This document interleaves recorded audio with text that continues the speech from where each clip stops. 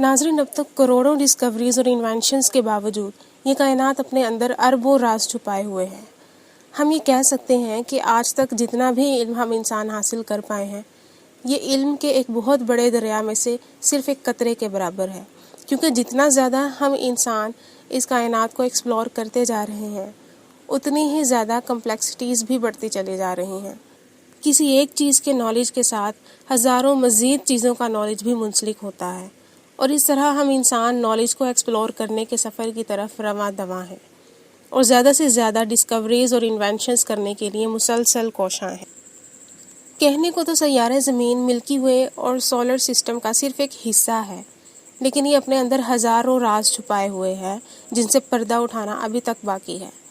साइंसदानों की एक टीम ने ज़मीन का एक ऐसा ही राज फाश किया है जिसका वो दावा करते हैं कि ज़मीन के क्रस्ट में भी एक समुंदर मौजूद है।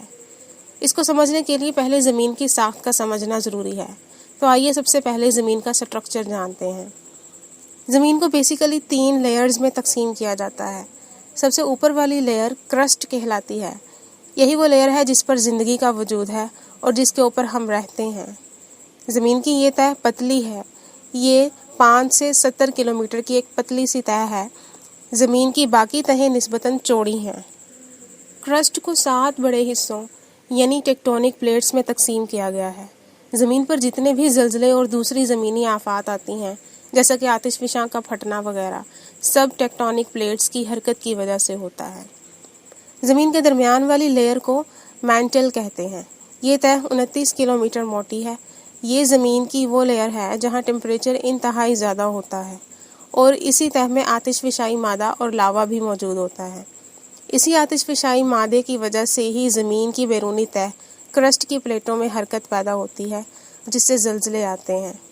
दरमियानी तह में टेम्परेचर इंतहाई ज़्यादा होने की वजह से वहाँ मौजूद तमाम ज़मीनी मादा पिघल जाता है और पिघल कर आतिशफ़िशाई मादे की शक्ल इख्तियार कर लेता है, और जब दर्जा हरारत इंतहा को पहुँच जाता है तो ये आतिशफ़िशाई मादा ज़मीन की अंदरूनी क़ुव्वतों की वजह से क्रस्ट की टेक्टोनिक प्लेटों में से होता हुआ ज़मीन से बाहर आ जाता है, जिसे हम आतिशफ़िशां का फटना कहते हैं। ज़मीन की सबसे अंदरूनी तह को कोर कहते हैं।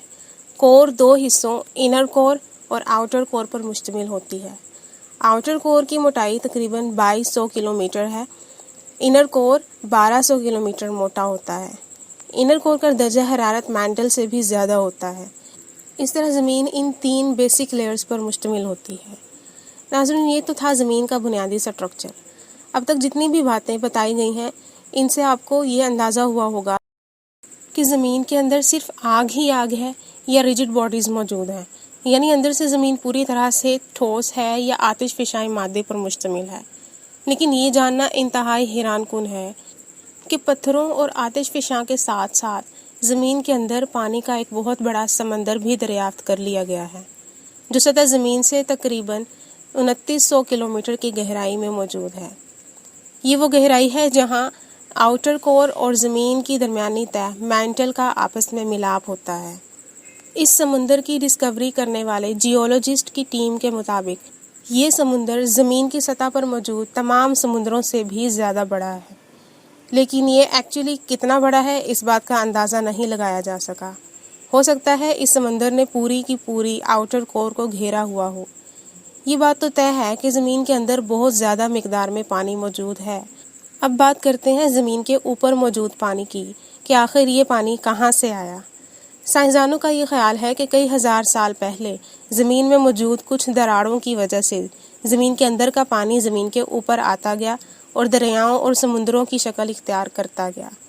इसलिए ज़मीन के ऊपर जितना भी पानी है वो भी ज़ेरे ज़मीन समंदर से ही आया है, ऐसा साइंसदानों का ख्याल है। अलबत्ता ये बात पूरी तरह साबित नहीं हुई है। अगर आपको हमारी वीडियो पसंद आई है तो वीडियो को लाइक करें, चैनल को सब्सक्राइब करें और कमेंट में ज़रूर बताएं। Thanks for watching the video.